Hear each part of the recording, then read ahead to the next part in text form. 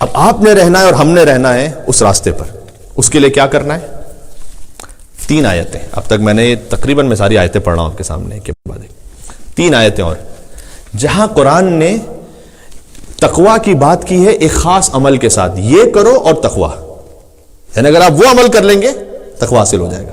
سب سے پہلی بات، بلکہ تینوں یہ سورہ آل عمران ہی میں، تینوں سورہ آل عمران میں 120 125 186 ان تصبروا وتتقوا. پہلے کہا دیکھو اگر صبر کرو اور تقوی اختیار کرو. پہلی منزل صبر کرنا پڑے گا. پیشنس آسان نہیں ہے، اللہ کے راستے پہ چلنا صبر کرنا پڑے گا. اولیاء خدا نے کتنا صبر کیا ہے، اصحاب ائمہ علیہ السلام نے کتنا صبر کیا ہے. عجیب عجیب مثالیں موجود ہیں.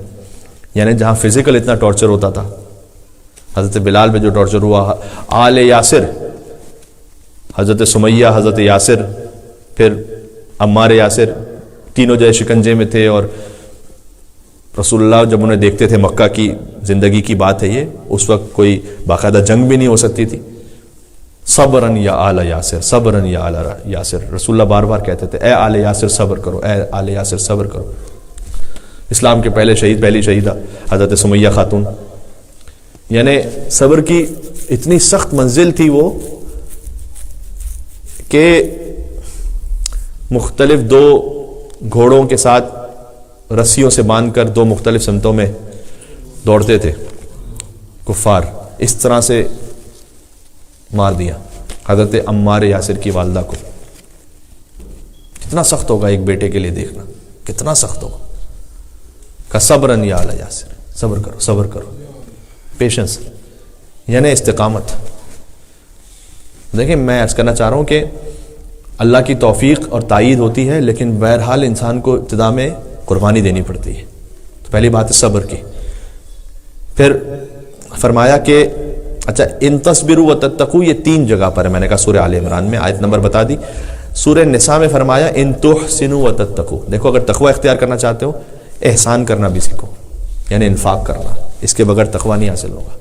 یعنی یہ نہیں ہوگا خالی تم اللہ سے اپنے تعلق کو جوڑ کے رکھو، تمہیں پتہ ہی نہ ہو آس پاس رشتہ داروں کا کیا حال ہے اور مومنین کا کیا حال ہے، تم بے خبر رہو. اس طرح سے تقوی نہیں حاصل ہوتا. کم سے کم اپنے عزیز رشتہ دار، اعزاء اقربا، دوست احباب، ان کی تو خبر رکھو کم سے کم.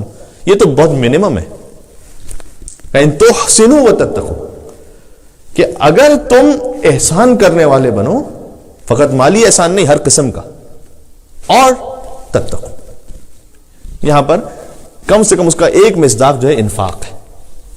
آگے پہنچانے والے بنے، جو اللہ نے آپ کو دیا آگے پہنچانے والے بنے. آگے وَإِن تُصْلِحُوا وَتَتَّقُوا، سبحان اللہ. کہ دیکھو تقوی کے لیے ایک اور شے بھی ضروری ہے، اگر تم صلح کروانے والے بنو، اصلاح کرنے والے.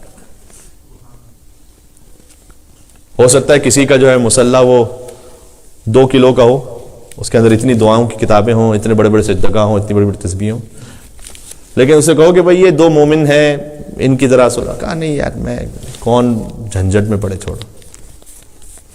یہ تقوی نہیں ہے. کوشش کریں صلح کروانے والے بنے، مومنین کو جوڑنے والے بنے. جب تک جوڑنے والے نہیں بنے تقوی نہیں حاصل ہوگا. صحیح ہے.